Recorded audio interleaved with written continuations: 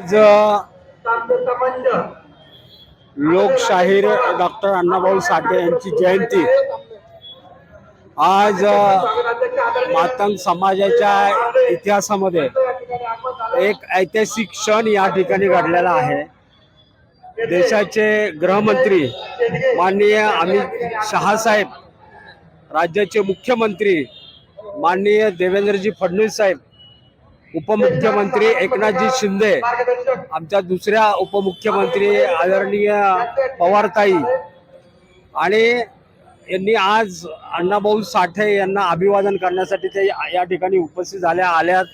मी मातंग समाजाच्या वतीने माननीय अमितभाई शहा मुख्यमंत्री, दोन्ही उपमुख्यमंत्री यांना मनापासून धन्यवाद देतो।